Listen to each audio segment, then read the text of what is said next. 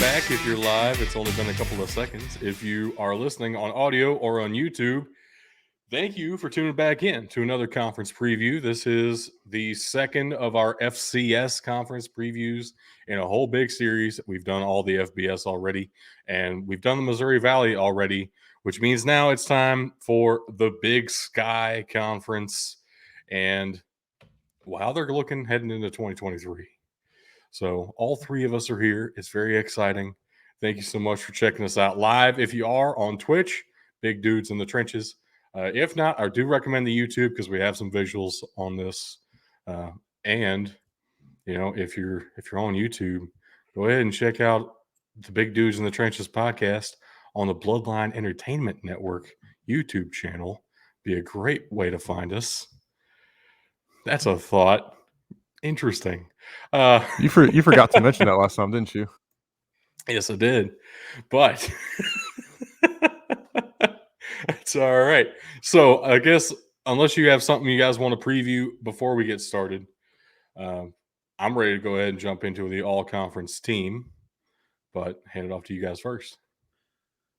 I got to say, this is the second most interesting conference for me, behind the Missouri Valley, which is why we're probably talking about it second. I love what this conference can do and what it brings to the table. Curious, almost like our list of conferences was, designed for interest. In a particular order. Huh. It's weird how that works. Crazy how I almost put this together so that we would be interested in talking about them. All right, so. Hey, you forgot Weber State's long snapper. I did not. Definitely did not. Actually, it's not fair. Is he still going to school there? It's not fair to make that joke, really, because that was a backup long snapper, and I don't know if he's still with the program. The actual long snapper was hurt, and that's why they had so many issues last year. Anyway, I do want to talk a bit about quarterback Tommy Mallow of Montana State. The Montana schools, both of them, are phenomenal right now. Montana, the Grizzlies, just set a new single season ticket purchasing record. They're basically sold out their stadium already in season tickets. It's insane. They're heading for the FCS record for season tickets. I like it. That's awesome. Montana loves their college football, and they have two great programs to watch out there. Idaho is really creepy, sneaky good this year. I still remember when they were back in NCAA 14.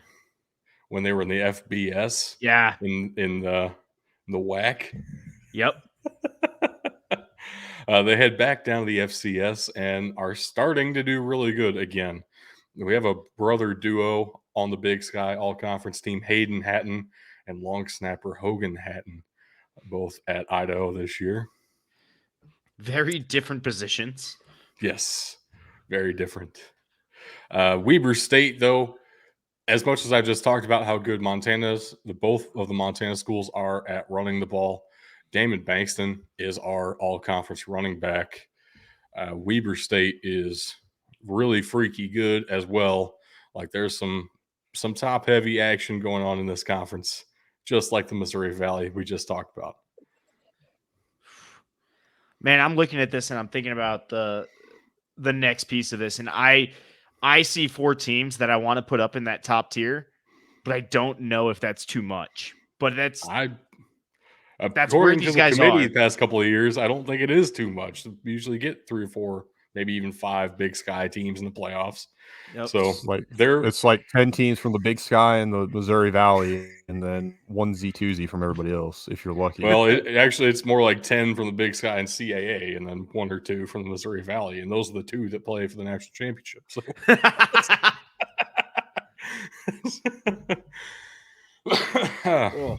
On the defensive side of the ball, we have a little bit more spread out, but still some Montanas up there with Weber States. Eloy Quede up at Northern Arizona is really fun. David Hogue at Northern Colorado has been on my radar for a couple of years now. at linebacker. Really awesome. Random linebacker. Doug fell in love. It's how it goes. It's pretty accurate. I really want Cal Poly to change their logo. They need to go to the Mustang full time. Hold on, but just CP calling is your school. awesome. CP is awesome. Wow. And it's a shitty yellow too. Like, wow. We're not going to touch that with a 10-foot pole. Anybody in particular you guys want to bring up here? I know we talked about Marshall Martin already in the All-America squad for the FCS, but he's probably the best player in the conference. So I do want to highlight, like, we have these a lot more spread out than we did in the Missouri Valley because all of these schools are really close to each other, and you're getting those, hey, again, Montana State, Weber State, Sacramento State, probably all have top 5 players at every position, but these are only 1 or 2 Z's selected per position. So, Right. Man, this conference is really good this year. Should be a whole heck of a lot of fun to watch as well. Luckily, they didn't get the Pac-12 treatment on TV deals. We can't actually watch these games, so can't wait. That's awesome. I think the only team that doesn't have a player on this list, by the way, is Idaho State. They have a team. Get wrecked. So they do. It's not a good one. That's the point. That's the problem. We just start with that one? Can we just immediately put Idaho State in that it's a pretty sick logo. Too harsh. Now that we've clowned on them like this, I feel kind of bad. Like, Idaho State's not that bad at football, but they did just lose their head coach and their assistants, and they hired a guy who his only major experience is like being a grad assistant. So why do they look like a knockoff Bengals logo? Because of the Idaho State Bengals. Problem solved. I'm pretty sure Ben's high school had a better logo than that, but you know. No, this logo is sick as fuck, and you're a hater. So yes, get out of here. That is my job.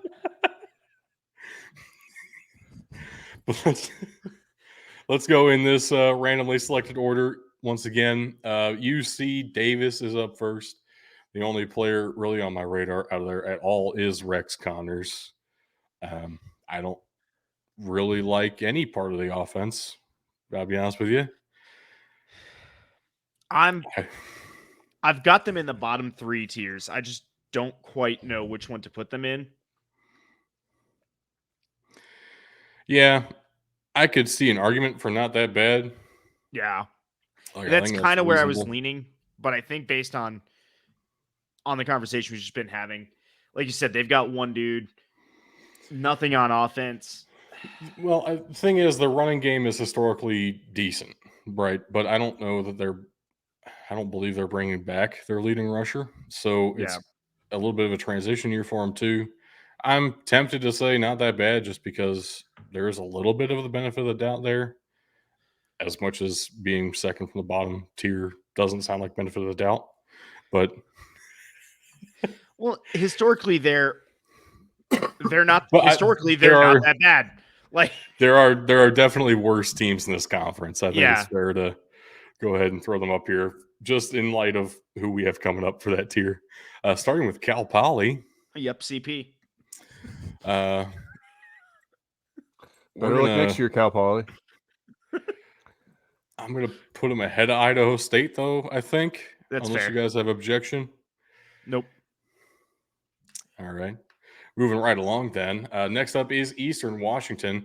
Now, EWU used to be a powerhouse in this conference for like a solid 8 years there. Felt like they could just reload whenever they felt like it. They would have all the best talent in the conference every single year. That has definitely stopped happening. And they've probably because of what they did to their fucking field. Well, oh my God. Yeah. Can we put them in better luck next year just because of that, please? They're not. Wow, I almost legitimately said it, though. They're not that bad. I love that tier now just for that, by the way. Like, that's going to be They're our... They're not Where that they bad. go? They're not that bad. No, Look, I was gonna say, what I was about to say though is I really do see them starting the build process though again. Like I do see some talent here, and I do think there is a legitimate shot that they ascend a tier or two by the end of the season for us. Looking back on this, well, and what I'm coming with is, like you said, 4 or 5 years ago, I'd have put them in the really good tier, no questions, if not the playoff contender tier. They always seem to find a way into the conversation, even when they're not that bad. yeah. I like, they're just, and maybe it is that name recognition, which definitely has a factor into who makes the playoffs. As we've learned, you basically bid for home games. But I was leaning tough out, but I'm also okay because we've said it enough times now that they're not that bad. I think it's more fair to put them at the top of that tier than Yeah. anything right now.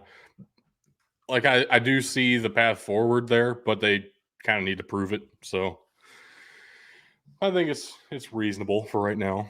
Idaho, on the other hand, is I for most think people right now in the playoff contenders tier, and it's kind of hard to see a reason not to put them up there. so. The I think the reason Vandals are going to be awesome. I think they are too, and I do think they get over the hump this year, but I need to see it first, at least a little bit. And I've got 4 other teams in this conference that they have to play that I would put in the playoff contenders tier above them. I would lean really good. Well, one of those, just thinking ahead for you, if I can do so. I think one of those teams you're talking about would be Sacramento State, Did who they lose lost their head everything? coach, lost their quarterback. I mean, it's like they lost Okay. their leading rusher. I I think wouldn't Idaho worry about the replaces them. quarterback though. Right, I just right, but they also lost their like everything Right. guy in Cameron Scatabo to Arizona State. So I'm still leaning for Idaho again, just because they are building. They need to get over that hump. So yeah, maybe Sacramento State doesn't end up in the playoff contenders either.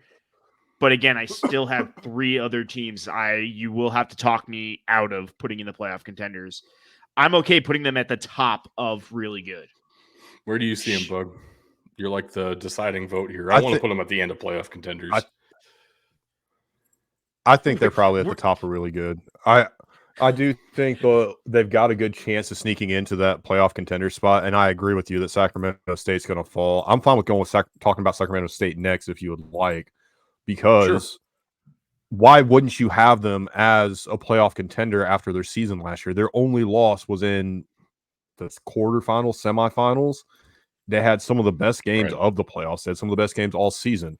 Yes, they I know. lost their head coach, but they just replaced their quarterback with a guy coming from South Dakota, a team that we just praised as being on the come up, in Carson Camp, who had a lot of amazing stats out of South Dakota, was Missouri Valley Conference all newcomer team as a true freshman. I mean, this dude has lit up the scoreboard for 3 seasons in South Dakota. Who's to say he won't do it here? You've got to figure they've got more weapons than just Marshall. So Yeah, but I'm looking at the loss of their head coach to Stanford. I'm looking at the loss of Cameron Scatabo to Arizona State, who is massive loss there. I'm looking at he was, yeah. a couple of their biggest leaders on the defensive side of the ball are gone now. I know we had Armand Bailey and Caleb Nelson on the all-conference team, but some of that is a little bit of projection, I think, and I had Armand Bailey as that third and final linebacker for a reason. Like I see Sacramento State as really good this year. I do think it's a transition, right? So when they lost Tory Taylor's the only head coach to ever take them to the playoffs ever in their history. Right. There's a morale hit there too. Right. And I don't have a a good historical basis for putting Sacramento State close to playoff contenders tier, other than when they've had Troy Taylor. So to me, it's like they have a lot of talent still, but they did lose some really key pieces, and the coaching staff's completely different. So I would say Sacramento State's really good. So I'm wondering here because there's what is it 16 teams that get into the into the playoffs? 487. I mean, it's insane. Oh, it's there are 8 seeded teams, and then before then there are 16 teams. That's where you can bid for a home game. So Okay, so there's actually 24 teams. Yeah. It's 24 teams who make it, but there are only 8 teams who get a number next to their name. So when I'm saying I got a guy or a team listed as playoff contenders, I'm basically projecting them to be one of those seeded teams. I don't see based on even what Doug just said. I don't really see them with that this year. I still think they're going to be really good. I still think they're going to make the playoffs, right? So your playoff contenders are going to be your top end contenders, not just, oh, well, you made it. Here's the trophy. I mean, if it was, then we'd have way more teams up here. That'd be bowl season in the FBS is what you're thinking about. Yeah. But that's still, I need to draw a line somewhere between playoff contender and really good. It is kind of the way to distinguish it. And if you're on the fence about it, I mean, I would put them in really good. I'm reasonably confident Sacramento State will not make the playoffs this year, as my bold prediction of the Big Sky. All right. So you're really calling them a tough out. I don't agree with that. I think they are really good, but they're at the bottom end of really good right now to me. Like I see, like I said, I'm here, and I think it's very possible that next year they're right back in the playoffs. But I don't know if this year they will do that. I'm saying I do think they're in the really good. We're also low-key having an on-air debate of where the tier break is, which is really interesting for me, by the way. But yeah, I'd put them in really good. Have we swayed you at all, Bug, or do you still want them in playoff contenders? I didn't want them in playoff contenders to begin with. I thought you were wanting to put them in tough out to begin with. So, okay. Well, I think we're pretty much in agreement here. Great. All right. Let's jump back to Weber State, though, who I will say is a playoff contender. Yeah. I think that's. I think they're going to end up third in the playoff contenders tier here. I mean, hold on. Can we just do the next two? Yeah. Montana State. Though I will ask, what order do you guys have these two? Because there's a lot of buzz around Montana right now, even though Montana State was clearly the better team last year. I think there is an argument to be had for Montana, even over Montana State. I don't know, though. Where do you guys lean? I think we're talking about Montana making a huge jump from last season, too, though. It's true. That's what a lot of people are overlooking. I'm not saying it's not possible, and I'm not saying I don't think they will, but I if we're going to put them in playoff contender, I wouldn't put them in front of Weber State personally. Honestly, that's fair. I might even put Idaho up ahead of Montana right now. But a lot of that too, though, is last year. Look at the games that they lost; those were extremely close games, and Montana is coming back with a vengeance. I mean, wasn't it 2 years ago they were really good with, like, wasn't it Montana State in, was it 21? I mean, they've been up there for a while. They're both pretty dang good. So, I mean, I think it's reasonable. Let's just go ahead and put Montana State up top. Yeah, number one. And my logic there too. The reason why that wasn't a question in my head was that the hype means something when you're almost about to set season ticket records for the entire league you're in. And I don't mean conference. I mean the entire league. That's saying something. Right. And hype does carry something. It makes your home field advantage that much stronger. So yeah, Montana State for me is number one. Yeah. I can see the argument for Montana in really good, but I do think they are a playoff contender this year. I think think so Idaho's a too. playoff contender this year too. But it's where we're at. What are you looking at, Bug? You're just leaning back. I'm just looking at how, I mean, Montana State absolutely fucking worked them last year. Just saying. All right. We'll see again this year, but All right. So what are you saying? Where would you put them?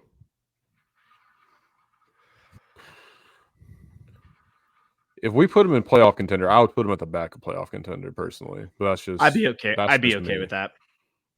I know you were saying you wanted to put Weber State back there, but